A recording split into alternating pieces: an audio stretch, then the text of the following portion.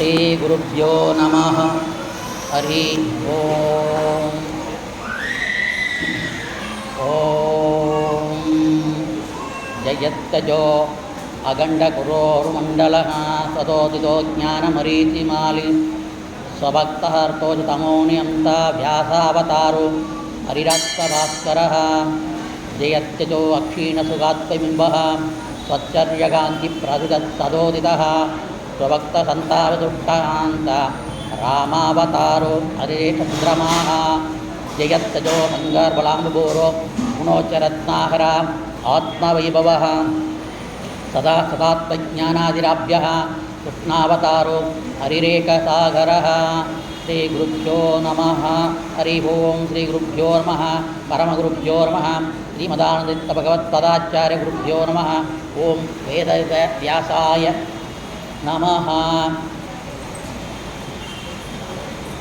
कल्याणाद्भुतगात्राय कामिदार्थप्रदायिने श्रीमद्वेङ्कटनाथाय श्रीनिवासाय नमः। कृष्णाय वासुदेवाय हरे परमात्मने प्रणतक्लेशनाशाय गोविन्दाय नमो नमः। हयग्रीव हयग्रीव हयग्रीव इति यो वदेत् तस्य निसरते वाणी जग्नुकन्या प्रवाहवत्। प्रथमो हनुमन्नाम द्वितीयो भीम एव च पूर्णप्रज्ञा तृतीयस्तु भगवत्कार्यसाधकः। बुद्धिर्बलं यशोधैर्यं निर्भयत्वम् अरोगता अजाड्यं वाक्पटुत्वं च हनुमस्मरणात् भवेत्। नमस्ते प्राणेश प्रणतविभवयाः वनिमहाः नमः स्वामिन् रामप्रियतम हनुमन् गुरुगुण नमस्तुभ्यं भीमप्रबलतमकृष्टेष्ट भगवन् नमः श्रीमन् मध्वप्रीतसुरुषन्नो जय जय। अत्रिकल्पितकल्पोऽयं प्रत्यर्थगजकेसरी व्यासतीर्थगुरुर्भूयात् अस्मशिष्टार्थसिद्धये। तपो विद्या विरक्तादि सद्गुणोपकराणकं वादिराजगुरुन् वन्दे अयग्रीवपदाश्रयान् भक्तानां मनसां भोजभानवे कामधेनवे नमतां कल्पतरुवे श्रीविजयीन्द्रगुरुवे नमः। कुशाग्रमदये भानुद्वीतये वारिभीतये आराधितश्रियपदिये सुधीन्द्रयते नमः। दुर्वादिध्वान्तरवये विष्णवेन्दी वरेन्दवे श्रीराघवेन्द्रगुरुवे नमो अत्यन्तदयालवे। पूज्याय राघवेन्द्राय सत्यधर्मरताय च भजतां कल्पवृक्षाय नमतां कामधेनवे। मूकोऽपि यत्प्रसादेन मुकुन्दशयनायते राजराजायते रिक्तो राघवेन्द्रं तमाश्रये। तप स्वाध्याय शुश्रूषां कृष्णपूजारतं मुनिं विश्वेशं तिष्ठदं वन्दे परिव्राट् चक्रवर्तिनम्। आपादमौलिपर्यन्तं गुरूणाम् आकृतिं स्मरेत् तेन विघ्नाः प्रणश्यन्ति सिद्ध्यं चितमनोरथाः। ॐ जन्माद्यस्य यतोऽन्वयाद्विदरदच्चार्तेषु विघ्नस्वराट् तेने ब्रह्महृदाय आदिकवये मुह्यन्तयं सूरयः। तेजो वारिमृदां यथा विनिमयो यत्र त्रिसर्गो मृषा दाम्ना स्वेन सदा निरस्तगुहं सत्यं परं धीमहि। यं प्रव्रजन्त मनुपेतमपेतकृत्यं द्वैपायनो विरगकातर आजुहाव पुत्रेति तन्मयतया नेदुस्तं सर्वभूतहृदयं मुनिमानतोऽस्मि। सृष्टिस्थित्यप्ययेह नियतिदृशितमो बन्धमोक्षाच्च यस्मात् अश्च ब्रह्मरुद्रप्रभृतिसुरनरत् वेषत्तत्प्रकात्मस्य विष्णोर्व्यस्ताः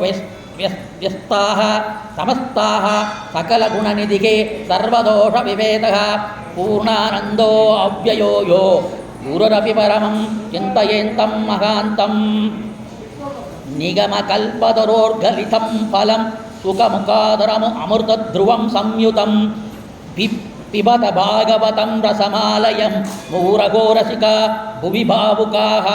नारायणं नमस्कृत्य नरं चैव नरोत्तमं देवीं सरस्वतीं व्यासं ततो ग्रन्थमुदीरयेत्। श्रीगुरुभ्यो नमः। ಪ್ರೋಷ್ಠಪದಿ ಭಾಗವತ ಪುರಾಣದಲ್ಲಿ ನಿನ್ನೆ ದಿವ್ಯವಾದ ಭಗವಂತನ 24 ಅವತಾರಗಳನ್ನು, ಆ ಅವತಾರ ಯಾವ ರೀತಿಯಲ್ಲಿ ಆಯಿತು, ಏನು ಕಾರಣಕ್ಕಾಯಿತು, ಆ ಅವತಾರದಿಂದ ಅವನು ಏನು ಕಾರ್ಯವನ್ನು ಮಾಡಿದ ಇತ್ಯಾದಿ ನೋಡಿದವು. ಅವನ ಅವತಾರ ಎಲ್ಲವೂ ಕೂಡ ಸ್ವಭಾವವಾಗಿದೆ. ಜಗತ್ ಸೃಷ್ಟಿ ಸ್ವಭಾವ. ಅವನು ಸ್ವತಂತ್ರ, ಸರ್ವದೋಷ ದೂರ. ಎಲ್ಲ ಅವತಾರಕ್ಕೂ ಅವನಿಗೆ ಭೇದ ಇಲ್ಲದೆ ಅಭೇದವಾಗಿ ಸರ್ವ ಸಮರ್ಥನಾಗಿದ್ದಾನ ಅಂತೆಲ್ಲ ನೋಡಿದ್ವಿ. ಅವನ ಅವತಾರ ಎಲ್ಲ ಕೂಡ ಭೂಭಾರ ಹರಣ, ಭಕ್ತ ರಕ್ಷಣ ಮತ್ತು ಜ್ಞಾನವನ್ನು ಪ್ರಚಾರ, ಆ ರೀತಿಯಲ್ಲಿಯೂ ಅವನ ವೈಶಿಷ್ಟ್ಯವಾದದ್ದು ಅನಂತವಾಗಿದೆ. ಅವನ ಕರ್ಮಗಳು ಅನಂತವಾಗಿದೆ, ಅವನ ರೂಪಗಳು ಅನಂತವಾಗಿದೆ. ಮುಖ್ಯವಾಗಿಯೂ ಅವನ 24 ಅವತಾರಗಳನ್ನ ಭಾಗವತ ನಿರೂಪಣೆಯನ್ನು ಮಾಡಿರೋದನ್ನು ನಿನ್ನೆ ನಾವು ನೋಡಿದ್ದೀವಿ.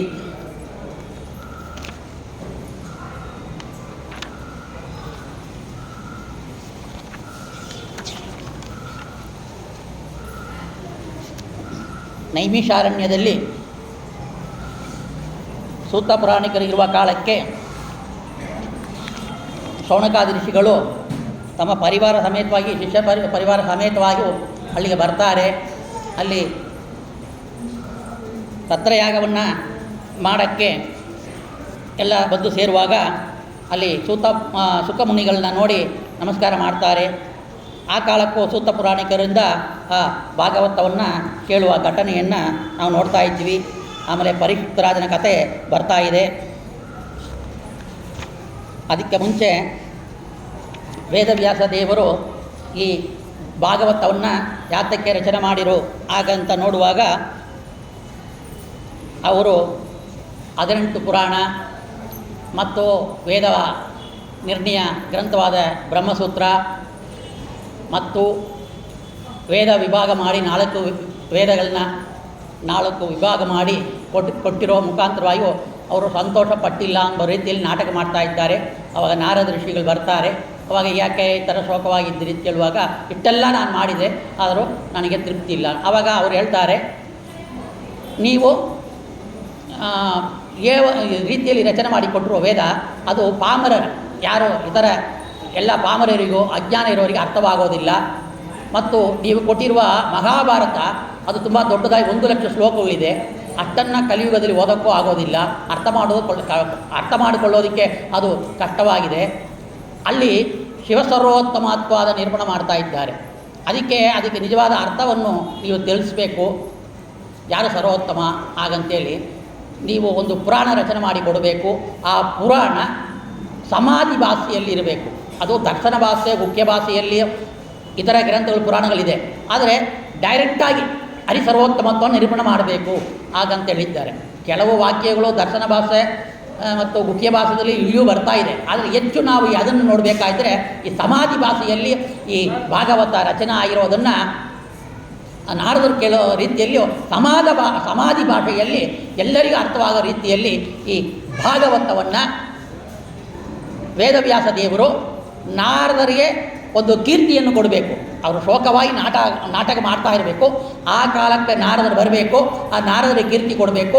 ಮತ್ತು ನಾರದರ ಕಥೆಯನ್ನು ನಾರದರೇ ಹೇಳ್ತಾರೆ. ನಾರದರ ಕಥೆಯನ್ನು ನಾರದರೇ ಹೇಳುವ ರೀತಿಯಲ್ಲಿ ಒಂದು ಸಮಯವನ್ನು ಉದ್ಭವ ಮಾಡಿಕೊಂಡು ಆ ನಾರದರನ್ನು ಬರಮಾಡಿಕೊಂಡು ಆ ನಾರದರ ಹತ್ರ ಕೇಳ್ತಾ ಇದ್ದಾರೆ, ಆಯಿತು ನಾರದ, ನೀನೇನು, ನಿನ್ನ ಕಥೆ ಏನು ಹಾಗಂತ ಕೇಳುವಾಗ, ನನ್ನ ಕಥೆಯನ್ನು ನಾನು ವಿವರವಾಗಿ ಹೇಳ್ತೀನಿ, ನೀವು ನನ್ನ ಬೇಡಿಕೆ ಏನಿದೆಯೋ ಅದು ನೆರವೇರಿಸಿ ಕೊಡಬೇಕು. ಮತ್ತು ಈ ಪುರಾಣ ಎಲ್ಲರಿಗೂ ಆಗಬೇಕು. ಯಾರಿಗೆ? ಎಲ್ಲರಿಗೂ, ಎಲ್ಲ ಮನುಷ್ಯರಿಗೂ ಕೂಡ, ಎಲ್ಲ ಜಾತಿ ವರ್ಣದವರು ಕೂಡ ಇದನ್ನು ಭಾಗವತ ಹೇಳಬೇಕು. ಆ ರೀತಿಯಲ್ಲಿ ಭಾಗವತ ಇರಬೇಕು. ಮತ್ತು ವೇದ ಅಧಿಕಾರಿಗಳು ತುಂಬ ಜನ ಇದ್ದಾರೆ. ವೇದ ಅಧಿಕಾರಿಗಳು ಯಾರಿಲ್ಲವೋ ಅವರಿಗೆ ಭಾಗವತ ಪುರಾಣ ಮೋಕ್ಷಕ್ಕೆ ಕಾರಣವಾಗುತ್ತೆ ಇತ್ಯಾದಿಯನ್ನು ಹೇಳಿ ಅವರು ತಮ್ಮ ವೃತ್ತಾಂತ ಕಥೆಯನ್ನು ಹೇಳ್ತಾ ಇದ್ದಾರೆ.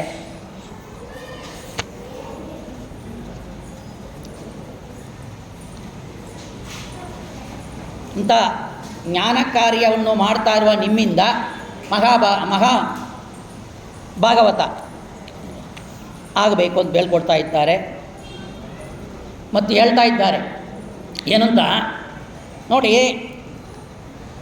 ನೀವು ಈ ರಚನೆ ಮಾಡಿ ಕೊಡುವ ಭಾಗವತ ಅಲ್ಲಿ ಅಪಶಬ್ದಗಳು ಬರ್ಬೋದು, ವ್ಯಾಕರಣ ತಪ್ಪಾಗ್ಬೋದು, ಅಲಂಕಾರ ಶಾಸ್ತ್ರ ಇಲ್ಲದೇ ಇರ್ಬೋದು,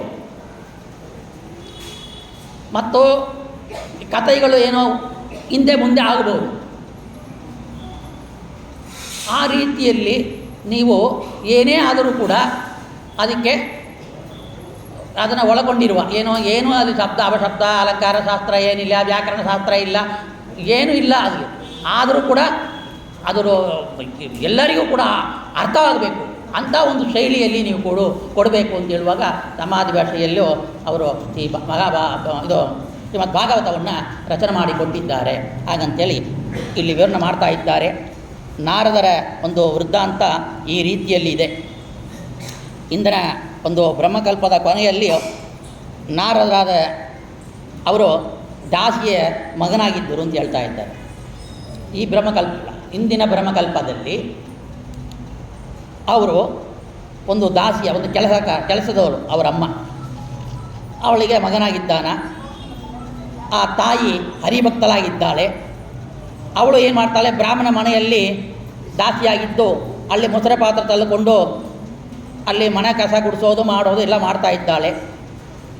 ಆ ರೀತಿಯಲ್ಲಿ ಅವಳಿಗೆ ಆ ಬ್ರಾಹ್ಮಣರು, ಆ ಊರಲ್ಲಿರೋ ಬ್ರಾಹ್ಮಣರು ಅಂದರೆ ತುಂಬ ಇಷ್ಟ. ಈ ನಾರದರು ಕೂಡ ಒಂದು ಬಾಲಕನಾಗಿದ್ದಾರೆ, ಯವನ ರೂಪದಲ್ಲಿದ್ದಾರೆ. ಆವಾಗ ಚಾತುರ್ಮಾಸ್ಯ ಬರ್ತಾ ಇದೆ.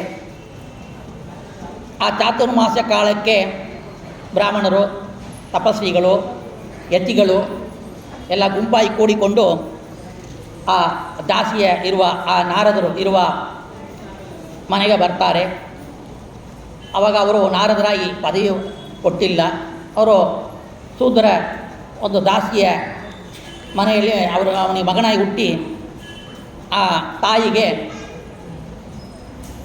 ಒಂದು ರೀತಿಯಲ್ಲಿ ತಾಯಿಗೆ ಯಾರ್ಯಾರ ಮನೆಗೆ ಹೋಗ್ತಾರೋ ಅಲ್ಲೆಲ್ಲ ಹೋಗಿ ಅಲ್ಲಿ ಸೇವೆಯನ್ನು, ತಾಯಿಗೆ ಏನು ಸೇವೆ ಮಾಡಬೇಕೋ ಅದೆಲ್ಲ ಆ ಬಾಲಕ ಮಾಡ್ತಾ ಇದ್ದಾನ. ಈ ರೀತಿಯಲ್ಲಿ ಚಾತುರ್ಮಾಸ್ಯ ವ್ರತವನ್ನು ಆಚರಣೆಯನ್ನು ಮಾಡಲಿಕ್ಕೆ ಬಂದಿರುವ ಯತಿಗಳು, ಬ್ರಾಹ್ಮಣರು, ಋಷಿಗಳು ಇವರಿಗೆಲ್ಲರಿಗೂ ಕೂಡ ಊಟ ಆದ ಮೇಲೆ ಎಲೆ ಎತ್ತೋದು, ಅಲ್ಲಿ ಗುಡಿಸೋದು, ಸಾಯಂಕಾಲ ಆದರೆ ಆ ಸಮಯಕ್ಕೆ ಪ್ರವಚನ ಆಗ್ತಾಯಿದೆ ಅವರಿಂದ. ಆ ಪ್ರವಚನವನ್ನು ಕೇಳೋದು, ಆ ಪ್ರವಚನ ಮುಖಾಂತರವಾಗಿಯೂ ಸದಾ ಹರಿಭಕ್ತಿಯನ್ನು, ಹರಿ ಯಾರು, ಹರಿ ಸರ್ವೋತ್ತಮ, ಸರ್ವದೋಷ ದೂರ, ಸರ್ವಗುಣ ಸಂಪನ್ನ, ಅನಂತ ಕಲ್ಯಾಣ ಗುಣಪರಿಪೂರ್ಣ, ಸರ್ವವ್ಯಾಪ್ತಿ, ಅವನ ರೂಪಗಳಿಗೂ ಭೇದ ಇಲ್ಲ, ಅವ ಎಲ್ಲರಲ್ಲಿ ಅಂತರ್ಯಾಮಿ ಇದ್ದಾನ, ಅವನೇ ಸೃಷ್ಟಿ ಸ್ಥಿತಿಲಯ ಕಾರಣ, ಆಗತ್ತಲ್ಲಿ ಅವ ಅರ್ಥಕರ್ತೃತ್ವ, ಅವನ ಷಡ್ಗುಣೇಶ್ವರ ಸಂಪನ್ನ ಇತ್ಯಾದಿ ಎಲ್ಲ ಪ್ರವಚನ ಕೇಳಿ ಕೇಳಿ ಕೇಳಿ ಕೇಳಿ ಕೇಳಿ ಅವನಿಗೆ ಸದಾ ಹರಿಭಕ್ತಿ ಬರ್ತಾ ಇದೆ ಆ ಬಾಲಕನಿಗೆ. ಆವಾಗ ಈ ಹರಿಭಕ್ತಿಯಿಂದ ಅವನಿಗೆ ಸದಾ ಹೃದಯದಲ್ಲಿಯೂ ನಾರಾಯಣ, ಗೋವಿಂದ, ಕೃಷ್ಣ ಅಂತೇಳಿ ನಾಮಸ್ಮರಣೆಯನ್ನು ಮಾಡ್ತಾ ಕಾಲ ಕಳೀತಾ ಇದ್ದಾನ. ಎಲ್ಲರೂ ಚಾತುರ್ಮಾಸ್ಯ ಮುಗಿಸ್ಕೊಂಡು ಎಲ್ಲ ಅವರವರ ಊರಿಗೆ ಋಷಿಗಳು, ಮುನಿಗಳು, ತಪಸ್ವಿಗಳು, ಯತಿಗಳು ಹೋಗ್ತಾರೆ. ಅವರು ಹೋದ ಮೇಲೆ ಇವನಿಗೆ ಸರಿಯಾಗಿ ನಿದ್ದೆ ಬರೋದಿಲ್ಲ ಮತ್ತು ಅವನಿಗೆ ಯಾವಾಗಲೂ ಹರಿಚಿಂತನೆ, ಹರಿಕಥೆಯನ್ನು ಕೇಳಿದ್ದನ್ನು ಮತ್ತು ಸದಾ ಮನನ ಮಾಡ್ತಾನ. ಇವತ್ತು ನೀವು ಕೇಳ್ತಾ ಇದ್ದೀರಿ, ಆ ಕೇಳಿದ್ದನ್ನು ಸ್ವಲ್ಪ ರಾತ್ರಿ ಹೊತ್ತು ಮನನ ಮಾಡಬೇಕು, ಆ ರೂಪವನ್ನು, ಗುಣಗಳನ್ನ ಚಿಂತನೆಯನ್ನು ಮಾಡಬೇಕು ಅಂತ ಶಾಸ್ತ್ರ ಹೇಳುತ್ತೆ ಕೇಳಿದ್ದನ್ನು. ಆ ರೀತಿಯಲ್ಲಿಯೂ ಅವ ಮನನ ಸದಾ ಹಗಲು ಇರುಳು ಸದಾ ಹೃದಯದಲ್ಲಿ ಪರಮಾತ್ಮನ ನೆನೆಸ್ಕೊಂಡು ಮನನ ಮಾಡ್ತಾನ. ಆ ಹೃದಯದಲ್ಲಿರುವ ಪರಮಾತ್ಮನ ಗುಣವನ್ನು ಸದಾ ಚಿಂತನೆ ಮಾಡ್ತಾ ಇದ್ದಾನ. ಆ ರೀತಿಯಲ್ಲಿ ಚಿಂತನೆ ಮಾಡಿ ಮಾಡಿ ಮಾಡಿ ಇರುವಾಗ ವ್ಯಾಸರು ಹೇಳ್ತಾ ಇದ್ದಾರೆ, ನಾರದರೆ ನಿಮ್ಮ ಆ ಜನ್ಮದ ಮುಂದಿನ ವೃತ್ತಾಂತವನ್ನು ಹೇಳಬೇಕು ಅಂತ ಹೇಳುವಾಗ 5 ವರ್ಷ ವಯಸ್ಸಿನ ಬಾಲಕನಾದ ನಾನು ತಾಯಿಯ ಜೊತೆಯಲ್ಲೇ ಇದ್ದೆ. ಆದರೆ ನನ್ನ ತಾಯಿ ಏನು ಮಾಡಿಲು, ಒಂದು ದಿನ ರಾತ್ರಿ ಸಮಯ ಹಸು ಹಾಲು ಕರಿಬೇಕು ಅಂತೇಳಿ ಸಾಯಂಕಾಲಕ್ಕೆ ಹೊರಟಿದ್ದಾಳೆ. ಹೋಗೋ ಮಧ್ಯದಲ್ಲಿಯೂ ಅವಳಿಗೆ ಹಾವು ಕಚ್ಚಿದೆ. ಹಾವು ಕಚ್ಚಿರೋದ್ರಿಂದ ಅವಳು ಮರಣವನ್ನು ಹೊಂದಿದ್ದಾಳೆ. ನಾನು ಅನಾಥನಾದೆ, ತಾಯಿ ತಂದೆ ಇಲ್ಲದ ಅನಾಥನಾದೆ. ಅದಕ್ಕೆ ನನಗೆ ಇನ್ನೂ ವೈರಾಗ್ಯ ಹುಟ್ಟಿತು. ತಾಯಿಯ ಕಳ್ಕೊಂಡೆ, ವೈರಾಗ್ಯ ಹೆಚ್ಚಾಯಿತು. ನನಗೆ ಬೇರೆ ಕೆಲಸವೂ ಇಲ್ಲ, ನನಗೆ ಏನು ಹರಿಯ ಭಕ್ತಿ ಬಿಟ್ಟು ನನಗೆ ಬೇರೆ ಕೆಲಸವೇ ಗೊತ್ತಿಲ್ಲ. ನಾನು ಏನು ಮಾಡಿದೆ, ಊಟ ಬಿಟ್ಟು ಧ್ಯಾನ ಮಾಡ್ತಾ ಹರಿ ಗುಣಗಳನ್ನ ಚಿಂತನೆ ಮಾಡ್ತಾ ಧ್ಯಾನದಲ್ಲಿ ಮಗ್ನನಾಗಿ ಕುಳಿತುಕೊಂಡು ಹರಿಯ ಚಿಂತನೆ ಮಾಡುವ ಕಾಲಕ್ಕೆ ಏನು ನಡೀತು ಅವಾಗ? ಶ್ರೀಹರಿ ಕ್ಷಣ ಮಾತ್ರಕ್ಕೆ ಬಂದು ಆ ಮಿಂಚಿನ ರೂಪಕ್ಕೆ ಬಂದು ಹೊಟ್ಟೋದ ಪರಮಾತ್ಮ. ಆವಾಗ ಆ ಭಗವಂತನನ್ನು ನೋಡಿ ಆ ಕ್ಷಣ ಮಾತ್ರವೇ ಭಗವಂತನ ದರ್ಶನ ಆಯಿತು, ಪೂರ್ಣ ದರ್ಶನ ಆಗಿಲ್ಲ, ಸದಾ ಅವನ ಮತ್ತು ನೋಡಬೇಕು ಎಂಬ ಒಂದು ಹಂಬಲ, ಇಚ್ಛೆ, ಒಂದು ವೈರಾಗ್ಯ ನನ್ನಲ್ಲಿ ಮೂಡಿ ಬರ್ತಾ ಇತ್ತು. ಸದಾ ಹರಿಚಿಂತನೆ ಆಯಿತು. ಅಯ್ಯೋ, ಭಗವಂತನ ನೋಡುವ ಚಾನ್ಸ್ ಸಿಕ್ಕಿಲ್ಲವೇ, ಭಗವಂತ ನೋಡುವ ಹಂಬಲ, ಭಗವಂತ ನೋಡ್ತಾ ಇರಬೇಕಲ್ವಾ, ಏನಿದು, ಬಂದಿದ್ದು ಯಾರು ಹಾಗಂತೇಳಿ ಗೊಂದಲದಲ್ಲಿ ಮನಸ್ಸಲ್ಲಿ ವಿಚಾರವಾಗಿ ಕಡ್ಡಿಯೇರಿ ಸೂಸಿಕೊಂಡು ಆ ಬಾಲಕ ಓ ಅಂತ ಅಳ್ತಾ ಕೂಡ್ತಾನೆ. ಅವಾಗ ಅಳ್ತಾ ಕೂಡುವಾಗ ಒಂದು ಅಸರರಿ ಬರುತ್ತೆ. ಆ ಅಸರರಿ ಏನು ಹೇಳುತ್ತೆ? ಕಂದ, ಪಾಪದ ಫಲವನ್ನು ಅನುಭವಿಸಿ ಅದನ್ನು ಕಳೆದುಕೊಂಡು ತಮ್ಮ ಸ್ಥಾನವನ್ನು ಮುಂದುವರಿಸುವ ಅಂತಹ ಯೋಗಿಗಳು ಮಾತ್ರ ನನ್ನನ್ನು ಸುಲಭವಾಗಿ ಕಾಣುವರು. ನೀನು ಬಾಲಕ, ಎಷ್ಟೋ ಅನಂತ ಜನ್ಮಗಳಲ್ಲಿ ಸಾಧನ ಮಾಡಿದ ಯೋಗಿಗಳು ನನ್ನನ್ನು ಕಾಣುವರು. ನೀನು ಬಾಲಕನಾಗಿದ್ದಿ, ನಿನ್ನ ಈ ಹುಟ್ಟಿನಲ್ಲಿ ಪುನಃ ನನ್ನನ್ನು ನೋಡಲಾರೆ, ಮತ್ತು ನೀನು ನನ್ನನ್ನು ನೋಡೋಕ್ಕಾಗೋದಿಲ್ಲ. ನನ್ನ ದರ್ಶನ ಮಾಡಲು ಕುತೂಹಲ ಉಂಟು ಮಾಡಬೇಕು ಎಂದು ನನ್ನ ರೂಪವನ್ನು ನಿನಗೆ ತೋರಿಸಿಕೊಟ್ಟೆ. ಮತ್ತು ಯಾರು ನನ್ನ ರೂಪವನ್ನು ನೋಡಬೇಕು ಅಂತ ಇಚ್ಛಿತ್ತಾರೋ ತದ್ಭಕ್ತ ನೋಡಲು ಹಂಬಲಿಸುವರೋ ಅವರೇ ನನ್ನ ಭಕ್ತರು. ನೋಡಿ, ಯಾರು ಭಕ್ತರಂದರೆ ಪ್ರದಕ್ಷಿಣೆ ಮಾಡೋದು, ನಮಸ್ಕಾರ ಮಾಡೋದು, ತೆಂಗಿನಕಾಯಿ ಹೊಡೆಯೋದು, ಕರ್ಪೂರ ಹಚ್ಚೋದು, ಮಂಗಳಾರತಿ ಮಾಡೋದು, ಸಾಲಿಗ್ರಾಮಕ್ಕೆ ನೀರು ಎರಿಯೋದು, ಚಾತುರ್ಮಾಸ ಮಾಡೋದು, ಅಥವಾ ವ್ರತಗಳು ಮಾಡೋದು, ಮತ್ತು ಏಕಾದಶಿ ಉಪವಾಸ ಮಾಡೋದು, ಎಲ್ಲ ನಾವು ಮುಂಚೆ ಹೇಳಿದಂತೆ ಅಂತಃಕರಣ ಶುದ್ಧಿಗೆ ಕಾರಣವಾಗುತ್ತೆ. ಆದರೆ ಭಕ್ತರು ಯಾರು ಅಂತಂದರೆ ವೈರಾಗ್ಯ ತಾಳಿ ನಮ್ಮ ಹೃದಯದಲ್ಲಿರುವ ಬಿಂಬಮೂರ್ತಿ ಶ್ರೀಹರಿಯನ್ನು ನೋಡಬೇಕು ಎಂಬ ಹಂಬಲ, ಕಳವಳ, ಭಕ್ತಿ, ಅದೇ ಭಕ್ತಿ. ಅದು ಬಿಟ್ಟರೆ ಭಕ್ತಿಗೆ ಮಾರ್ಗಲ್ಲ. ಅದು ಕೂಡ ನಿರಂತರ ಪ್ರೇಮ ಪ್ರವಾಹವಾಗಿ ನೀರರಿಯುವಂತೆ ಅರಿಬೇಕು. ಎಣ್ಣೆ ತೈಲದಾರಿಯಂತೆ ಮನಸ್ಸು ಕೊಡು ಅರಿಯಲ್ಲಿ ಸಂಭವ ಅಂತೇಳಿ ವೇದದಾಸರು ಹೇಳಿದಂತೆ ಆ ಭಕ್ತಿ ನಿರಂತರವಾಗಿರಬೇಕು. ಈ ಬಾಲಕನಿಗೆ ನೋಡಿ ನಿರಂತರವಾಗಿತ್ತು. ಪ್ರಹ್ಲಾದರಾಜರು ನಮ್ಮ ರಾಯರು, ಅವರಿಗೆ ಭಕ್ತಿ ನಿರಂತರವಾಗಿತ್ತು. ಧ್ರುವರಾಜರಿಗೆ ನಿರಂತರವಾಗಿತ್ತು, ಅವನು ಬಾಲಕನೇ. ಇಲ್ಲಿ ನಾರದರು ಹುಡುಗ, ಪುಟ್ಟ ಬಾಳಗ, ಪೂರ್ವ ಜನ್ಮದಲ್ಲಿ ಇಂದಿನ ಬ್ರಹ್ಮಕಲ್ಪ ಕಥೆ ಹೇಳ್ತಾ ಇದ್ದಾರೆ ಇಲ್ಲಿ ನಾರದರು ವ್ಯಾಸರಿಗೆ. ಆವಾಗ ಇದೇ ಭಕ್ತಿ. ನೀನು ಏನು ಹಂಬಲ ಮಾಡ್ತಾ ಇದೆಯೋ, ಏನು ಕೊರಗ್ತಾ ಇದೆಯೋ, ಏನು ಅಳ್ತಾ ಇದೆಯೋ, ಅದು ನನ್ನ ನೋಡೋಕ್ಕೆ, ನನ್ನ ದರ್ಶನ ಪೂರ್ಣವಾಗಿ ನೋಡಬೇಕಾಗಿದ್ದರೆ ಇದು ಈ ಜನ್ಮದಲ್ಲಿ ಇಲ್ಲ. ಆದರೆ ಮುಂದಿನ ಜನ್ಮದಲ್ಲಿ ನೀನು ಬ್ರಹ್ಮಕಲ್ಪದಲ್ಲಿ ಬ್ರಹ್ಮದೇವರು ಹುಟ್ಟುತ್ತಾರೆ.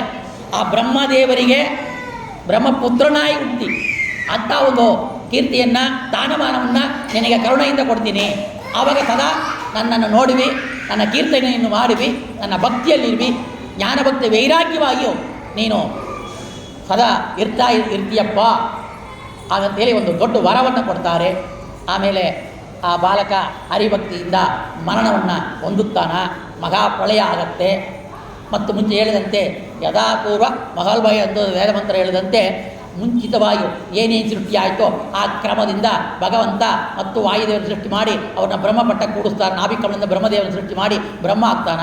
ಆ ಬ್ರಹ್ಮರಿಂದ ಎಲ್ಲ ಹುಡ್ತಾ ಇದ್ದಾರೆ. ಆವಾಗ ಈ ಬಾಲಕ ನಾರದರಾಗಿ ಹುಟ್ಟಿ ಬ್ರಹ್ಮಪುತ್ರ ಹಾಗಂತೇಳಿ ಕರೆಸಿಕೊಳ್ತಾ ಇರ್ತಾನ. ನಾರದರಿಗೆ ಬ್ರಹ್ಮದೇವರು ಒಂದು ವೀಣೆಯನ್ನು ಕೊಡ್ತಾ ಇದ್ದಾರೆ. ಆ ವೀಣೆಗೆ ದೇವದತ್ತ ಹಾಗಂತೇಳಿ ನಾಮ ಬಂದಿದೆ. ದೇವರಿಂದ ಕೊಟ್ಟಿರೋದ್ರಿಂದ ಅದು ದೇವದತ್ತ ಅಂತ. ಸಜ್ಜನರು ಯಾರು ಎಲ್ಲಿದ್ದಾರೋ, ಹರಿಭಕ್ತರು ಯಾರು ಎಲ್ಲಿದ್ದಾರೋ ಅವರಿಗೆಲ್ಲ ಹೋಗಿ ಅವರಿಗೆ ನಾನು ತತ್ವೋಪದೇಶವನ್ನು, ಪುರಾಣಗಳ ಒಂದು ಕಥೆಯನ್ನು ಹೇಳಿ ಅವ್ರನ್ನ ಉದ್ಧಾರ ಮಾಡ್ತೀನಿ ಹಾಗಂತೇಳಿ ನಾರದರು ವ್ಯಾಸ ದೇವರಿಗೆ ಹೇಳಿ ಅವರಿಗೆ ಹೇಳ್ತಾ ಇದ್ದಾರೆ, ನೀವು ಕೊಡುವ ಈ ಶ್ರೀಮದ್ ಭಾಗವತವು ವಿಷ್ಣು ಭಕ್ತರಿಗೆ ಪ್ರಿಯವಾದ ಶಾಸ್ತ್ರ ಹಾಗಂತೇಳಿ ಅವರು ನಮಸ್ಕಾರ ಮಾಡಿ ಅವರಿಂದ ಈ ಶ್ರೀಮದ್ ಭಾಗವತವನ್ನು ರಚನೆಯನ್ನು ಮಾಡಬೇಕು ಅಂತೇಳಿ ಬೇಡ್ಕೊಳ್ತಾರೆ. ಆ ಬೇಡಿಕೊಳ್ಳೋ ರೀತಿಯಲ್ಲಿ ಅವರು ಕೂಡ ಓಂ ಜನ್ಮಾತ್ಯಸ ಯದೋನ್ವಯಾತ್ ಇದರ ಅಂಥೇಳಿ ಆ ಶ್ಲೋಕವನ್ನು ರಚನೆ ಮಾಡಿ ಇಂಥ 18,000 ಗ್ರಂಥ, 32 ಅಕ್ಷರ ಇರೋದು ಒಂದು ಗ್ರಂಥ, 18,000 ಗ್ರಂಥ ಒಳಗೊಂಡಿರುವ ಶ್ರೀಮದ್ ಭಾಗವತವನ್ನು ನಮಗಾಗಿ ರಚನೆಯನ್ನು ಮಾಡಿಕೊಟ್ಟರು ಶ್ರೀಮದ್ ವೇದವ್ಯಾಸರು. ಮತ್ತು ಒಂದು ಕತೆ ಹೇಳ್ತಾ ಇದ್ದಾರೆ. ಸೂತ ಪ್ರಾಣಿಕರು ಶೌನಕಾದಶಿಗಳಿಗೆ ಕತೆ ಮುಂದುವರಿಸ್ತಾ ಇದ್ದಾರೆ. ಈ ರೀತಿಯಲ್ಲಿ ಭಾಗವತ ಬಂತು ಅಂಥೇಳಿ ಆ ಪರೀಕ್ಷಿತನ ಶಕ್ತಿ ತಿಳಿಯೋಣ. ಪರೀಕ್ಷಿತ್ ಯಾರು, ಏನು ನಡೀತು ಅಂತ. ಭೀಮನ ಗದೆಯಿಂದ ಆ ದುರ್ಯೋಧನ ತೊಡೆ ನುಚ್ಚು ನೂರಾಗಿ ಬಿದ್ದು ಕೆಳಗೆ ಬಿದ್ದು ಸತ್ತಿದ್ದಾನ. ಅಶ್ವತ್ಥಾಮನು ಕೂಡ ದುರ್ಯೋಧನಿಗೆ ಪ್ರಿಯನು ಉಂಟು ಮಾಡಬೇಕೆಂದು ರಾತ್ರಿ ಶಿಬಿರದಲ್ಲಿ ಆ ನಿದ್ರೆ ಮಾಡೋ ಸಮಯಕ್ಕೆ ಬಂದು ಮುಂಚಿತವಾಗಿ ನಡೆಯ ಕಥೆಯನ್ನು ಹೇಳ್ತಾ ಇದ್ದಾರೆ. ಯುದ್ಧದ ಪೂರ್ವದಲ್ಲಿ, ಯುದ್ಧ ಕಾಲಕ್ಕೆ ಇದು ನಡೀತಾ ಇರೋದು. 18 ದಿನ ಯುದ್ಧ ಏನು ನಡೀತೋ ಅದರಲ್ಲಿ ಒಂದು ದಿನ ಈ ದ್ರೌಪದಿ ದೇವಿಯ ಮಕ್ಕಳಾದಂಥ ಉಪಪಾಂಡವರು, ಪಂಚಪಾಂಡವರ ಮಕ್ಕಳಾದ ಉಪಪಾಂಡವರು 5 ಜನ ಇದ್ದಾರೆ. 5 ಜನವನ್ನು ದುರ್ಯೋಧನ ಆ ಒಂದು ಪ್ರೀತಿಗಾಗಿ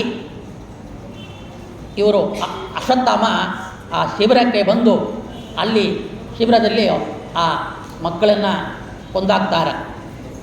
5 ಜನ ಸತ್ತೋಗಿದ್ದಾರೆ. ಇವು ನೋಡಿರಿ, ಅಶ್ವತ್ಥಾಮ ಮನೋನಿಯಾಮಕರು, ಪ್ರಳಯಕಾರಕರು. ಅವರು ಕೊಳ್ಳೋದು ಸರಿ, ಆದರೆ ಹರಿಭಕ್ತರನ್ನ ಕೊಂದುಬಿಟ್ಟಿದ್ದಾರೆ. ಹರಿಭಕ್ತರನ್ನ ಮತ್ತು ಕಲಿಪ್ರವೇಶ, ಆ ದುರ್ಯೋಧನ ಕೊಟ್ಟಿರುವ ಅನ್ನವನ್ನು ತಿಂದಿದ್ದರೆ ಕಲಿಪ್ರವೇಶ ಆಯ್ತು ಅವರಿಗೆ.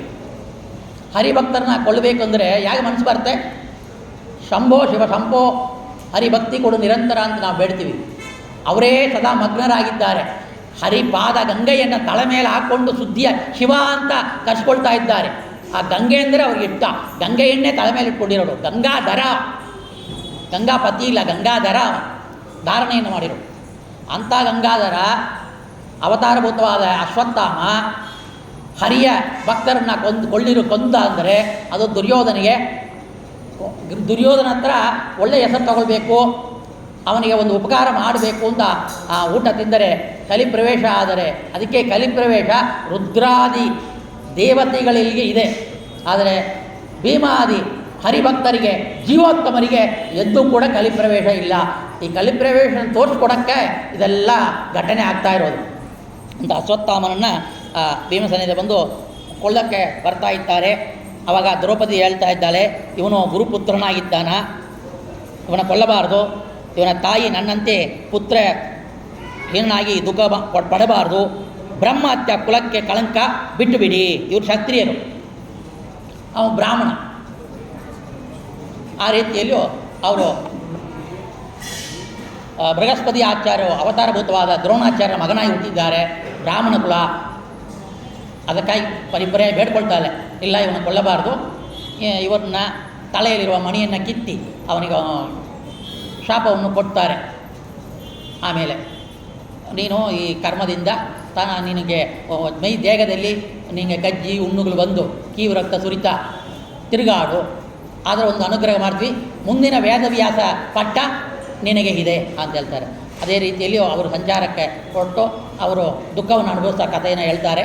ಮುಂದಿನ ಬ್ರಹ್ಮಪಟ್ಟ ಇದು ವೇದವ್ಯಾಸ, ಈ ವೇದವನ್ನು ವಿಭಾಗ ಮಾಡೋದು, ಪುರಾಣದ ರಚನೆ ಮಾಡಿಕೊಡೋದು, ಇದೆಲ್ಲ ಅವರು ಮಾಡ್ತಾರೆ ನೋಡಿ.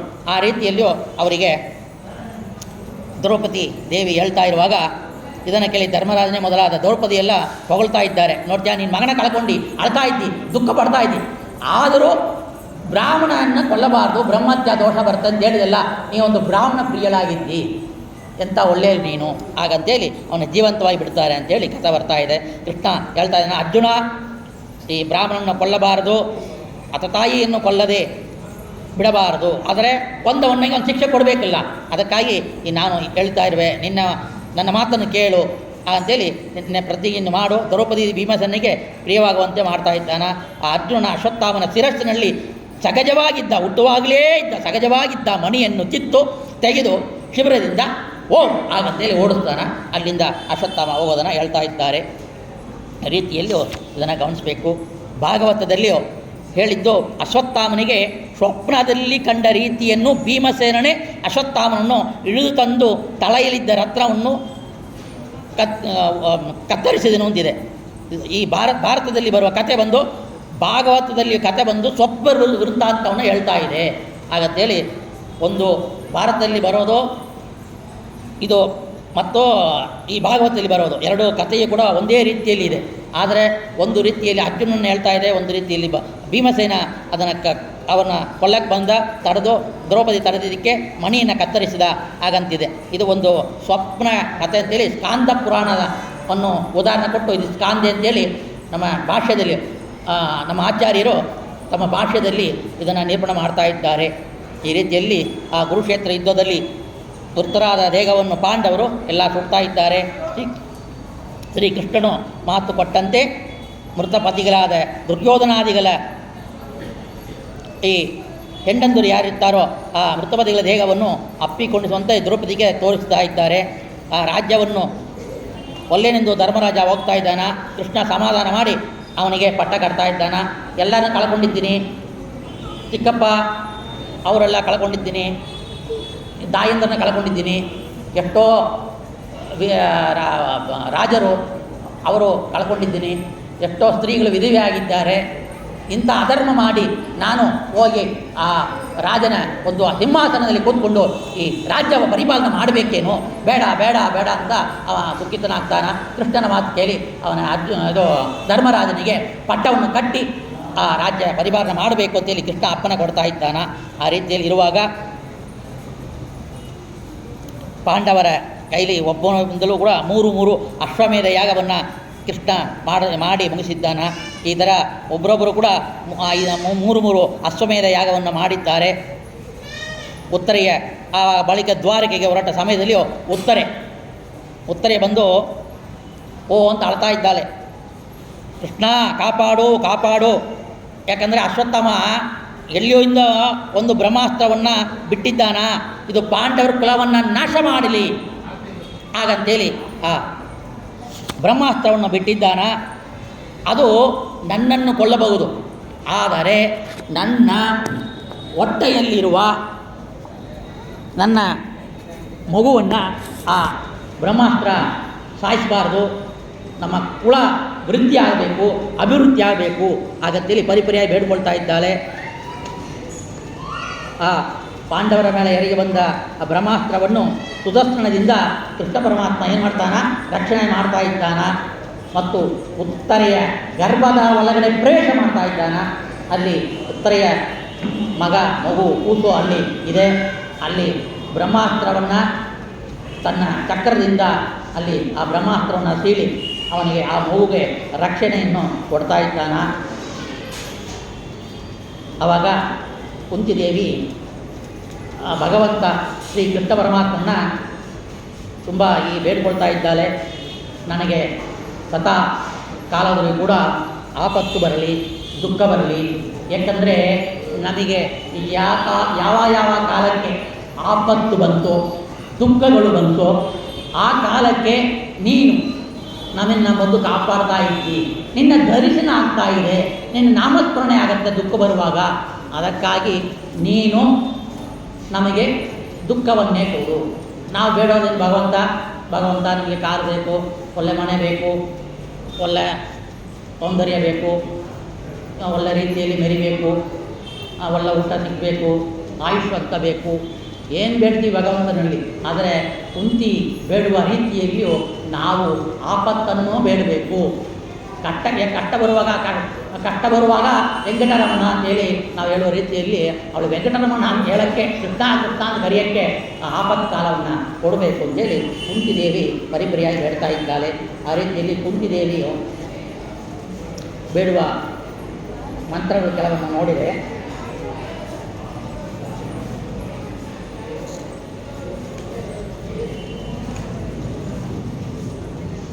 ನಮಸ್ತೆ ಪುರುಷಂ ತ್ವಜ್ಜಾನೀಶ್ವರಂ ಪ್ರಕೃತೆ ಪರಂ ಅಲಕ್ಷ್ಯಂ ಸರ್ವಭೂತ ನಾಮಾಂತರ್ ಬಹಿರಪಿ ಧ್ರುವಂ. ನೀನು ವ್ಯಾಪ್ತನಾಗಿರ್ತಿ, ನಮಸ್ತೆ ಪುರುಷ, ಪುರುಷ ಶಬ್ದವಾಚನಾದ ಭಗವಂತನೇ ಹಾಗಂತೇಳಿ ಕೊಂಡಾಡ್ತಾ ಇದ್ದಾಳೆ. ಮತ್ತು ಮಾಯಾಯ ವಿಣಿಕಾಚ್ಛನ್ನೇ ಮಾಯಾ ಅದೋಕ್ಷಜ ಮರ್ತ್ಯಯ ನ ಲಕ್ಷಸೆ ಮೂಢಾದೃಶ ನಟೋ ನಾಟ್ಯರ ಶರೋಯತ ತಥಾ ಪರಾಮಲಾಂಸಂ ಮುನಿನಾಮಲಾತ್ಮನಾ ಭಕ್ತಿಯೋಗ ವಿಧಾನಾರ್ಥಂ ಕಥಂ ಪಶ್ಯೇಮಹಿ ಸ್ತ್ರೀಯಃ. ಈ ಸ್ತ್ರೀ ಜನ್ಮ ಏನಿದೆಯೋ ಅದು ತುಂಬಾ ಕಷ್ಟಕರವಾದದ್ದು, ಆಪತ್ತು ತುಂಬಿರೋದು. ನನಗೆ ಬಂದ ಆಪತ್ತುಗಳನ್ನ ಪರಿಹಾರ ಮಾಡೋಕ್ಕಾಗಿ ಈ ಕಟ್ಟವನ್ನು ಕೊಡು. ಕೃಷ್ಣಾಯ ವಾಸುದೇವಾಯ ದೇವಕಿ ನಂದನಾಯ ಚ ನಂದಗೋಪಕುಮಾರಾಯ ಗೋವಿಂದಾಯ ನಮೋ ನಮಃ ಇದು ಹೇಳ್ತಾ ಇರ್ತೀವಿ. ಈ ಶ್ಲೋಕ ಕುಂತಿದೇವಿ ಹೇಳಿರೋದು ಭಗವಂತನ ಸ್ತುತಿ. ಅದು ನಮ ಪಂಕಜನಾಭಾಯ ನಮ ಪಂಕಜಮಾಲಿನೇ ನಮ ಪಂಕಜನೇತ್ರಾಯ ನಮಸ್ತೆ ಪಂಕಜಾಗ್ರಯೇ. ಕಮಲದಂಥ ಪಾದವುಳ್ಳವನೇ, ಕಮಲದಂಥ ನೇತ್ರ ಕಣ್ಣುಗಳುಳ್ಳವನೇ, ಕಮಲದಂಥ ನಾಭಿ ಉಳ್ಳವನೇ, ಪಂಕಜ ಮಾಲೆಯನ್ನು ಹಾಕಿಕೊಂಡಿರುವವನೇ. ಯಥಾ ಋಷಿಕೇಶ ಲಗಿನೇ ದೇವಿ ದೇವಕಿ ಯಂಶೇನ ವೃತ್ತಾಚಿರಂ ಸುವರ್ಚಿತ ವಿಮೋಚಿತ ಹಂಸ ಸಕತ್ತನ ವಿಭೋ ತಯೈವ ನಾಥೇನ ಮುಗುರ್ ವಿಷದ್ಗಣಾತ್.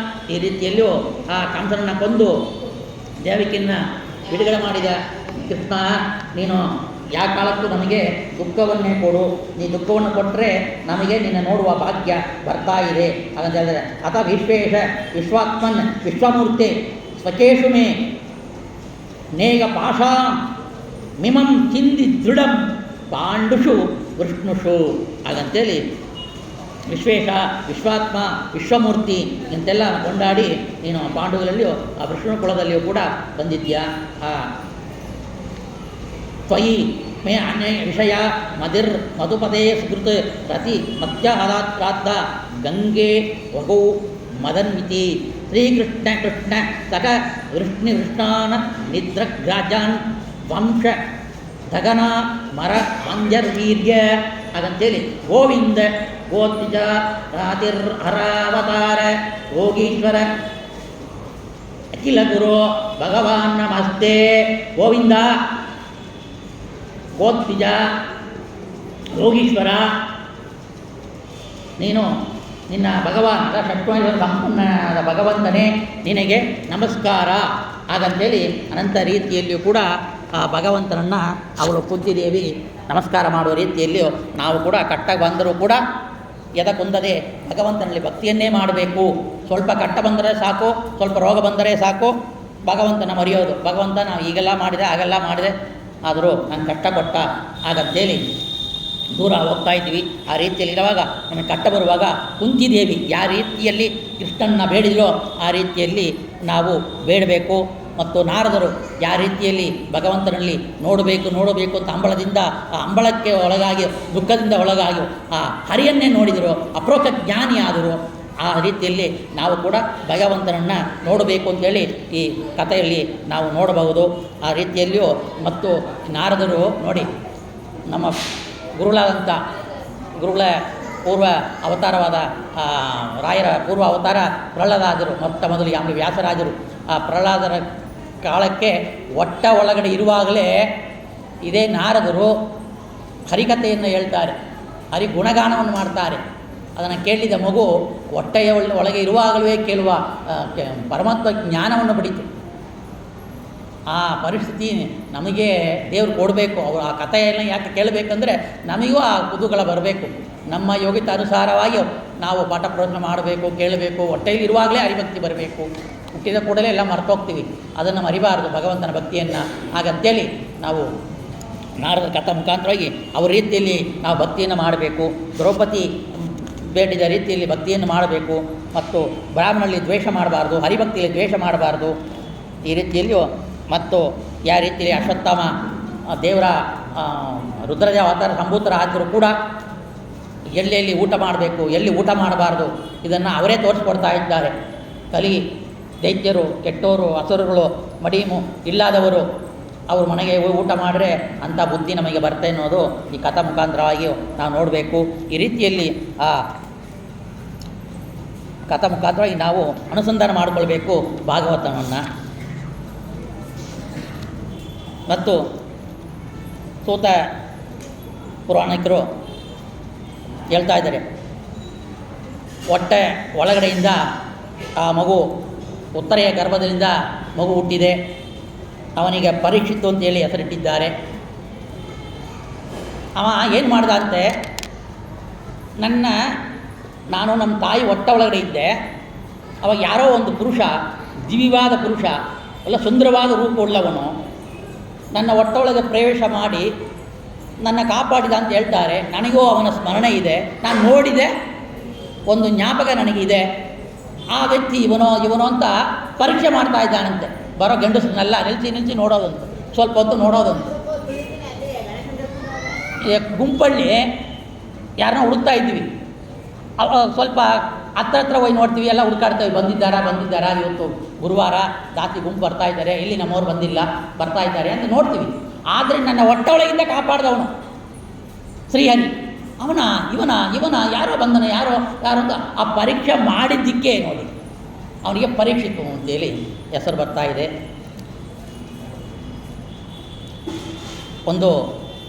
ಆಮೇಲೆ ಎಲ್ಲರೂ ಮರಣವನ್ನು ಹೊಂದಿದ್ದಾರೆ. ಪಾಂಡವರೆಲ್ಲ ತಮ್ಮ ಯೋಗ ಶಕ್ತಿಯಿಂದ ತಮ್ಮ ದೇಹವನ್ನು ಪರಿತ್ಯಾಗ ಮಾಡಿದ್ದಾರೆ.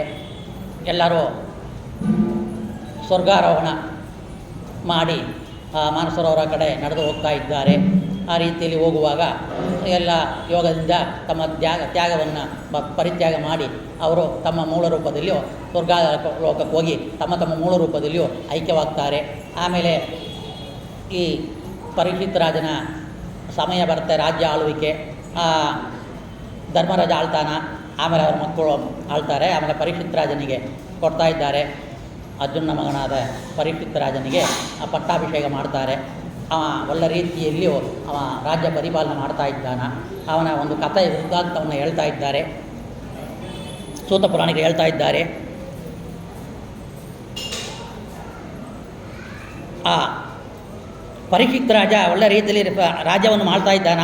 ಪರೀಕ್ಷಿತ್ ರಾಜನು ಗಂಗಾ ತೀರದಲ್ಲಿ 3 ಅಶ್ವಮೇಧಗಳನ್ನು ಮಾಡಿದ್ದಾನ. ಇವನು ದಿಗ್ವಿಜಯ ಮಾಡುತ್ತಾ ಒಂದು ಸ್ಥಳದಲ್ಲಿ ಕಲಿಯನ್ನು ನಿಗ್ರಹಣ ಮಾಡ್ತಾ ಇದ್ದಾನ.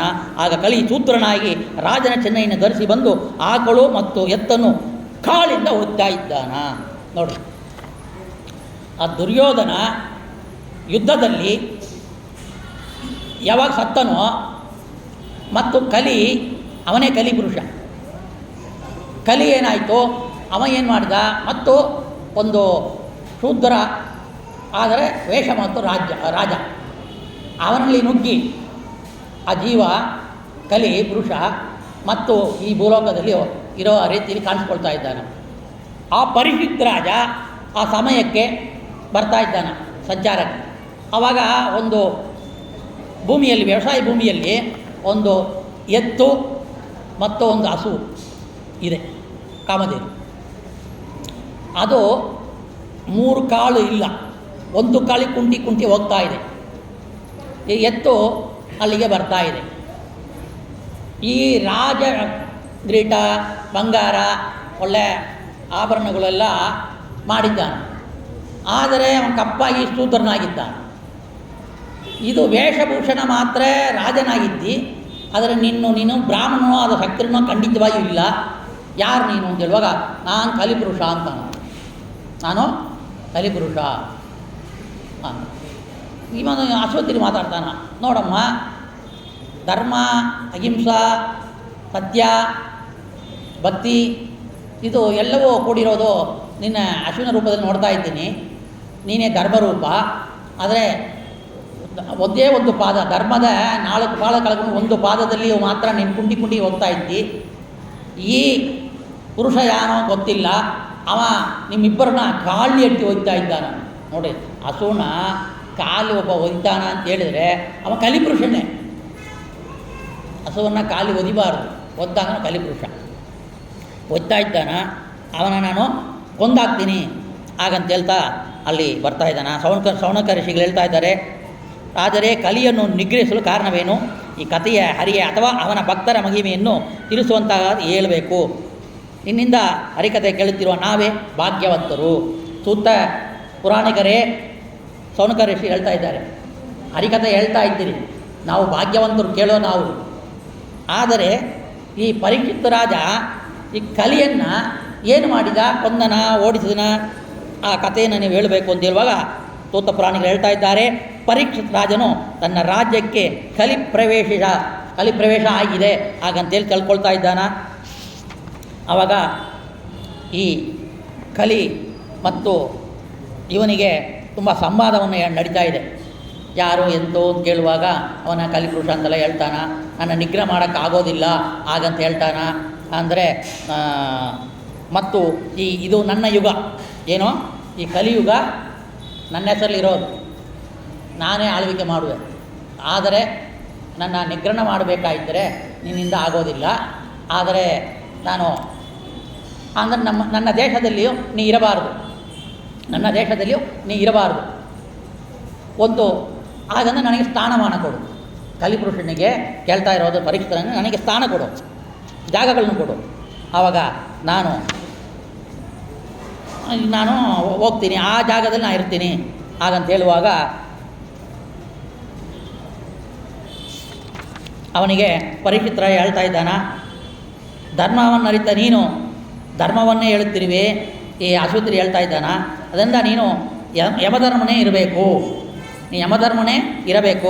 ಅಶ್ವತ್ಥರು ಹೇಳ್ತಾ ಇದ್ದಾನ, ನಿಮ್ಮನ್ನು ಮೋಗಗೊಳಿಸಲು ಎತ್ತಿನ ರೂಪದಲ್ಲಿ ಇರುವೆ, ನೀ ಎತ್ತಿನ ರೂಪದಲ್ಲಿ ಇರುವ ಧರ್ಮರಾಜ, ಇವಳು ಸತ್ಯ ಅಹಿಂಸ ಇರುವ ಕಾಮಧೇನುವಾಗಿದ್ದೀರಿ, ನನಗೆ ಗೊತ್ತಾಗ್ತಾ ಇದೆ, ಇವಾಗ ಕಲಿಪುರುಷ ಅಂತ ಗೊತ್ತಾಗ್ತಾ ಇದೆ ಹಾಗಂತ ಹೇಳುವಾಗ ಆ ಗೋ ಹೇಳ್ತಾ ಇದೆ, ನನಗೆ ಧರ್ಮ ಎಲ್ಲರೂ ಪಾಪಿಷ್ಟಗಳಾಗ್ತಾ ಇದ್ದಾರೆ, ಎಲ್ಲ ಕಳ್ತನ ಜಾಸ್ತಿ ಆಗಿದೆ, ಅತ್ಯಾಚಾರ ಆಗ್ತಾ ಇದೆ, ಬರೀ ಕಾಮಕ್ಕಾಸರಿ ಬದುಕ್ತಾ ಇದ್ದಾರೆ ಜನರು, ತಮಗೆ ಏನೇನು ಬೇಕೋ ಅದನ್ನು ಪಡೆಯಲಿಕ್ಕೆ ಏನು ಬೇಕಾದ್ರೆ ಏನು ಕಾರ್ಯವನ್ನು ಕೂಡ ಮಾಡ್ತಾ ಇದ್ದಾರೆ, ಕೆಟ್ಟ ಕೆಲಸವನ್ನು ಮಾಡ್ತಾರೆ, ಅಪಹರಣ ಮಾಡ್ತಾರೆ, ಯಾರಲ್ಲಿ ಪ್ರೀತಿ ಇಲ್ಲ.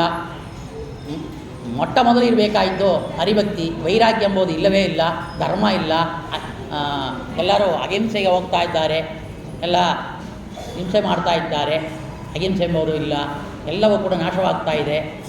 ಮತ್ತು ಯಾರಿಗೂ ಶುದ್ಧ ಭಕ್ತಿ ಇಲ್ಲ, ಮನಸ್ಸು ನೆಮ್ಮದಿ ಇಲ್ಲ, ಹರಿಭಕ್ತಿ ಇಲ್ಲ, ಮನಸ್ಸು ನೆಮ್ಮದಿ ಇಲ್ಲ ಅಂಥೇಳಿ ಅನಂತ ಒಂದು ವಿವರವನ್ನು ಈ ಪರೀಕ್ಷಿತ ರಾಜನಿಗೆ ಆ ಗೋರೂಪ ಕಾಮಧೇನು ಎಲ್ಲ ಹೇಳಿ, ಧರ್ಮರಾಜ ಎತ್ತಿನ ರೂಪದಲ್ಲಿ ಇರುವುದು ಧರ್ಮರಾಜ, ಆ ಧರ್ಮರಾಜನು ಕೂಡ ಧರ್ಮ ನಾಶವಾಗಿದೆ ಹಾಗಂತೇಳಿ ಹೇಳುವಾಗ, ಅಂದರೆ ನಾ ಧರ್ಮವನ್ನು ಪರಿಪಾಲನೆ ಮಾಡಲೇಬೇಕು, ಕಲಿಯನ್ನು ಓಡಿಸಲೇಬೇಕು ಹಾಗಂತೇಳಿ ಅವನ ಕೊಳ್ಳಕ್ಕೆ ಬರುವಾಗ, ನನ್ನ ಯುಗ ನೀನು ಕೊಳ್ಳಬಾರ್ದು, ನನಗೆ ಸ್ಥಾನಮಾನ ಕೊಟ್ಟರೆ ನಾನು ಅಲ್ಲಲ್ಲಿ ಇರ್ತೀನಿ, ಬೇರೆ ಯಾರಿಗೂ ನಾವು ಉಪದ್ರ ಮಾಡೋದಿಲ್ಲ ಹಾಗಂತ ಹೇಳ್ತಾನೆ. ಆವಾಗ ನನ್ನ ಶರಣಾಗತ ನಮಸ್ಕಾರ ಮಾಡ್ತಾನ ಕಲಿಪುರುಷ, ಕಲಿಯೇ ಶರಣಾಗತನಾದ ನಿನ್ನನ್ನು ಕೊಳ್ಳುವುದಿಲ್ಲ, ನಿನ್ನದು ಕಡೆ ಹಾಳು, ಅದರಿಂದ ನೀನು ರಾಷ್ಟ್ರದಲ್ಲಿ ಇರಬಾರ್ದು ಹಾಗಂತ ಹೇಳುವಾಗ, ಅಂದರೆ ನನಗೆ ಜಾಗ ಕೊಡು ಅನ್ನುವಾಗ, ನಾನು ಎಲ್ಲೆಲ್ಲಿ ಇರಬೇಕು ಅಂತ ತಿಳಿಸು, ಅಲ್ಲಿ ನಿನ್ನ ಅಪ್ಪನಿಗೆಂತೆ ಇರುವೇನೋ, ಬೇರೆ ಯಾರಿಗೆ ಏನು ತೊಂದರೆ ಕೊಳ್ಳಾರೆ ಅಂತ ಹೇಳ್ತಾ ಇದ್ದಾನ. ಜೂಜು, ಮದ್ಯಪಾನ, ವ್ಯಭಿಚಾರ, ಸ್ತ್ರೀಯರು, ಪ್ರಾಣಿಗಳ ಕೊಲೆ, ಈ 4 ಅಧರ್ಮಗಳ ಇರುವ ಸ್ಥಳಗಳಲ್ಲಿ ನಿವಾಸ ಮಾಡು. ಇವಾಗ ಅದೇ ನಡೀತಾ ಇರೋದು, ಅಂದರೆ ಕಲಿಯೇ ಮಾಡ್ತಾ ಇದ್ದಾನೆ ಎಲ್ಲವನ್ನು. ಜೂಜಾಟ ನೋಡಿರಿ, ಆನ್ಲೈನ್ ರಮ್ಮಿಂತೆ, ಆನ್ಲೈನ್ ರಮ್ಮಿಲಿ ಲಕ್ಷಾಂತರ ರೂಪಾಯಿ ಕಳ್ಕೊಂಡು ನೇಣಿ ಸತ್ತೋದಾನ, 1 ಲಕ್ಷ ರೂಪಾಯಿ ಸಂಪಾದನೆ ಮಾಡಿದವನು. ಆ ಆನ್ಲೈನ್ ರಮ್ಮಿಂತೆ ತನ್ನ ಮನೆಯನ್ನೇ ವ್ಯಾಪಾರ ಮಾಡಿಬಿಟ್ಟಿದ್ದಾನೆ, ಆನ್ಲೈನ್ ರಮ್ಮಿ ಸತ್ತೇ ಹೋದ ನೋಡ್ರಿ. ಅದು ಜೂಜು. ಆವಾಗ ಕ್ಲಬ್ ಇತ್ತು, ಇವಾಗಲೂ ಕ್ಲಬ್ ಇದೆ, ಆ ಕ್ಲಬ್ಬಿಗೆ ಹೋಗಬಾರ್ದು. ಪ್ರವಚನ ನಾವು ಮಠದಲ್ಲಿ ಕೇಳ್ಬೋಗ್ತೀವಿ ಗುರುಮುಖೇನೆ, ಆದರೂ ಆನ್ಲೈನ್ಲು ಪ್ರವಚನ ಕೇಳೋದು ಒಳ್ಳೆಯದು. ಅದು ಆನ್ಲೈನಲ್ಲೇ ಜೂಜು ಆಡಿದರೆ ಅದೇ ಜೂಜು ಬಂತು ಕಲಿಪುರುಷದ್ದು. ಮತ್ತು ಮದ್ಯಪಾನ, ಎಡ್ಡ, ಇವತ್ತು ನೋಡಿದರೆ ಮೀಸ ಚಿಗಿರಿ ಬಂದಿಲ್ಲ, 12 ವರ್ಷ ಹುಡುಗ, ಸ್ಕೂಲ್ವಾದ ಹುಡುಗರು, ನ್ಯೂಸ್ ನೋಡಿದರೆ ಹೊಟ್ಟೆಬಾಯಿ ಉರಿಯತ್ತೆ, ಮದ್ಯಪಾನ ಮಾಡ್ತಾರೆ. ವೇಶ್ಯಾಸ್ತ್ರೀಗಳು ಎಲ್ಲ ಊರಲ್ಲಿಯೂ ಅದಕ್ಕೆಂತ ಒಂದು ಗುಂಪು ಬಂದು ಆ ರೆಡ್ ಲೈಟ್ ಏರಿಯಾವೇ ಆಗಿಬಿಡ್ತಾ ಇದೆ.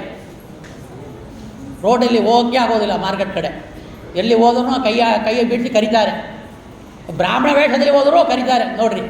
ಅಂಥ ವೇಶ್ಯ ಸ್ತ್ರೀಗಳೆಲ್ಲ ಕಲಿ ನೋಡಿ ಎಷ್ಟ ಘೋರ. ಇದೆಲ್ಲ ಕಲಿ ನೋಡಿ. ಮತ್ತು ಜೂಜು, ಮದ್ಯಪಾನ, ವೇಶ್ಯಾಸ್ತ್ರೀ ಈ ಮೂರನ್ನು ಕೊಡ್ತಾ ಇದ್ದಾನ ಆ ಕಲಿಗೆ ನೋಡಿ. ಇಲ್ಲಿಂದ ಮತ್ತು ಕೊಲೆ 4ನೇ ಸ್ಥಳ ಕೊಲೆ. ಇವತ್ತು ಟಿ ವಿ ತೊಗೊಂಡ್ರೆ ಬೆಳಿಗಾದರೆ ಒಂದು 10 ಕೊಲೆ, ನ್ಯೂಸ್ ತೆಗೆದರೆ ಸಾಕು ಕೊಲೆ ಕೊಲೆ ಕೊಲೆ. ಕಲಿಯುಗದಲ್ಲಿ ಯಾವತ್ತು ಯಾರು ಒಂದು 10 ರೂಪಾಯಿಗೆ ಜಗಳಾಡಿ ಸಾಯಿಸಿದ್ದಾರೆ. ಮದ್ಯಪಾನ ಮಾಡಿದ್ರೆ ಜಗಳ ಒಂದು 100 ರೂಪಾಯಿಗೆ, ಅಲ್ಲಿ ಕೊಲೆ. ಆಸ್ತಿಗೆ ತಂದೆಯನ್ನು ತಾಯಿಯನ್ನು ಕೊಂದಿದ್ದಾರೆ. ತಾಯಿಯನ್ನು ಕೊಂದಿದ್ದಾನ ಮುದುಕಿ. ಇನ್ನೊಂದು 4 ವರ್ಷ 5 ವರ್ಷ ಬಿಟ್ಟರೆ ಅವಳೇ ಸಾಯ್ತಾ ಇದ್ದಳು. ಕೈಬರ ಹಾಕಿಲ್ಲ ಅಂತ ಆಸ್ತಿಗೆ, ಆಸ್ತಿ ಪತ್ರದಲ್ಲಿ ಕೈಬರ ಹಾಕಿಲ್ಲ, ತಾಯಿಯನ್ನೇ ಕೊಂದಾವ. ಏನಾಯಿತು? ಇದೆಲ್ಲ ಕಲಿಪುರುಷನ ವ್ಯಾಪಾರಗಳು. ಅದಕ್ಕೆ ಏನೋ ಒಂದು ಪುಣ್ಯ, ಬ್ರಾಹ್ಮಣ ಜನ್ಮ, ಸಾತ್ವಿಕ ಜನ್ಮ, ಇಂಥ ಕಡೆಯೆಲ್ಲ ಹೋಗಲಾಗಿ ಈ ಪುರಾಣವನ್ನು ಕೇಳಿ ಉದ್ಧಾರ ಆಗ್ತಾ ಇದ್ವಿ. ಎಲ್ಲಿ ನೋಡ್ರು ಈ ವೇಶ್ಯಾಸ್ತ್ರೀಗಳು, ಕೊಲೆಗಳು ಮತ್ತು ಕೇಳ್ತಾನೆ ಸಾಲದು 4 ಜಲ ಕೊಟ್ಟಿದ್ದಲ್ಲ ಅದು ನನಗೆ ಸಾಲದು ಅಂದರೆ, ಎಲ್ಲಿ ಗೋಲ್ಡ್ ತುಂಬಿದೆಯೋ, ಗೋಲ್ಡ್ ಬಿಸ್ಕೆಟು ಎಲ್ಲೆಲ್ಲಿ ತುಂಬಿದೆಯೋ, ಎಲ್ಲೆಲ್ಲಿಯೋ ಈ ಚಿನ್ನ ಇದೆಯೋ, ಆ ಚಿನ್ನದ ರಾಶಿ ನಿನ್ನದಾಗಲಿ ಅಂತ ಇದು ಕೊಟ್ಟಿರಬಾರ್ದಾಯಿತು. ಇವತ್ತು ನ್ಯೂಸ್ ನೋಡಿದರೆ ಅಲ್ಲಿಂದ ದುಬಾಯಿಂದ ಚಿನ್ನವನ್ನು ಕಳ್ತನ ಮಾಡ್ಕೊಂಡು ಬಂತು. ಅವರು ಬುಧದಲ್ಲಿ ಇಟ್ಕೊಂಡು ಬಂದರು ಚಿನ್ನ. ಲಕ್ಷ್ಮೀದೇವಿ ಚಿನ್ನ, ಲಕ್ಷ್ಮೀದೇವಿ, ನಾವು ಲಕ್ಷ್ಮೀ ಅಂತೀವಿ. ಆದರೆ ಕಳ್ತನ ಮಾಡೋರು ಯಾವ ರೀತಿಯಲ್ಲಿ ಎಲ್ಲೆಲ್ಲಿ ಇಡಬಾರ್ದೋ ಅಲ್ಲೆಲ್ಲ ಇಟ್ಟು ಚಿನ್ನವನ್ನು ಕಳ್ತನ ಮಾಡ್ತಾ ಇದ್ದಾರೆ. ಈ ಕಲಿಗೆ ಪರೀಕ್ಷಿತ ರಾಜ ಕೊಟ್ಟ ಸ್ಥಳ ಇಂಥ ನೋಡಿ. ಅದಕ್ಕೆ ಚಿನ್ನಕ್ಕೆ ನಾವು ಮನಸ್ಸು ಇಟ್ಟು ಇವತ್ತು ಚಿನ್ನ 6,000 ಚಿಲ್ಲರೆ ಆಗ್ತಾಯಿದೆ. ಅದು 10,000 ಆಗಲಿ 12,000 ಆಗಲಿ ಒಂದು ಚಿನ್ನ ಹಾಕ್ಕೊಂಡು ಓಡಾಡೋಕ್ಕೂ ಭಯವಾಗಿದೆ. ಆ ರೀತಿಯಲ್ಲಿ ಕೊಲೆಗಳು. ಎಲ್ಲಿ ನೋಡ್ರು ಚೈನ್ ಕಳ್ತನ, ಚೈನ್ ಎಳೆದು ಸಾಯಿಸಿರು. ಚೈನ್ ಎಳೆಯೋಕ್ಕೆ ಹೋದ್ರೆ ಆ ಎಮ್ಮ ಸತ್ತೋದ್ರು. ಒಬ್ಬರೇ ಒಂಟಿಯಾಗಿ ಹೋಗೋಕ್ಕೂ ಭಯ ಸ್ತ್ರೀಗಳಿಗೆ. ತಾಲಿ ಚೈನ್ನ ಕಳ್ತನ ಮಾಡ್ತಾರೆ ನೋಡ್ರಿ. ಕಲಿಪುರುಷ ಆಟವನ್ನು ತೋರಿಸ್ತಾ ಇದ್ದಾನೆ ಕಲಿಯುಗದಲ್ಲಿ. ಈ ರೀತಿಯಲ್ಲಿಯೂ ಆ ಕಲಿ ನಿಗ್ರಹಣ ಮಾಡಲಾಗಿ ಅವತ್ತೇ ನಿಗ್ರಹ ಮಾಡೋಕ್ಕಾಗೋದಂದರೆ ಕಲಿಯುಗ. ಅದು ಎಲ್ಲ ಸ್ಥಾನದಲ್ಲಿಯೂ ಕೂಡ ಆ ಪರೀಕ್ಷಿತ್ ರಾಜ 5 ಸ್ಥಳವನ್ನು ಕೊಟ್ಟು ಕಲಿಯನ್ನು ಓಡಿಸ್ತಾನ.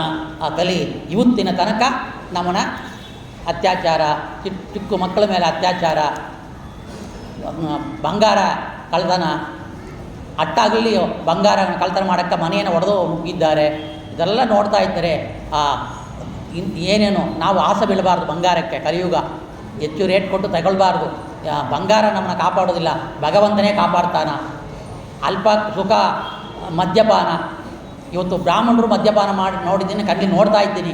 ದುಃಖ ಅಂದರೆ ದುಃಖ ಆಗುತ್ತೆ. ಅವರಿಗೆ ಒಳ್ಳೆ ದಾರಿಯಲ್ಲಿ ಹೇಳ್ಕೊಡ್ಬೇಕು. ಹೋಟೆಲ್ಲಿ ತಿಂತಾರೆ, ಅದು ಕಲಿ. ಆ ತಿನ್ನೋದಿಂದ ಅಂತಃಕರಣ ಶುದ್ಧಿ ಬರೋದಿಲ್ಲ. ಆ ಅಂತಃಕರಣ ಶುದ್ಧಿ ಇಲ್ಲ ಇರೋದ್ರಿಂದ ಅಲ್ಲಿ ಕಲಿಪುರುಷ ಪ್ರವೇಶ ಆಗ್ತಾನ. ಮತ್ತು ಎಲ್ಲರೂ ಕೂಡ ಕಾಲಕ್ಕೆ ಆಗಬೇಕಾಗಿರುವ ಕಲ್ಯಾಣಗಳು ಆಗಿಲ್ಲ, ಮದುವೆ ಆಗೋದಿಲ್ಲ. ಅವರು ವೇಷಾಸ್ತ್ರೀಗಳಲ್ಲಿ ಹೊಟ್ಟೋಗ್ಬಿಟ್ರೆ ಏನು ಕಷ್ಟ. ಅದಕ್ಕೆ ಕಾಲಕ್ಕೆ ನಾವು ಹರಿಭಕ್ತಿಯನ್ನು ಮಾಡಿದರೆ ಆ ಹರಿಭಕ್ತಿಯಿಂದ ಆ ಸಂಸಾರ ಜೀವನ ಅವನಿಗೆ ಬರುತ್ತೆ. ಆ ನಂಬಿಕೆ ಅವನಿಗೆ ಬಂದಿಲ್ಲ. ಆ ನಂಬಿಕೆಯನ್ನು ಬರಮಾಡಿಕೊಂಡು ಹರಿಭಕ್ತಿಯನ್ನು ಮಾಡಬೇಕು. ಹೆಚ್ಚು ಬಂಗಾರದ ಆಸೆ ಬೀಳಬಾರ್ದು.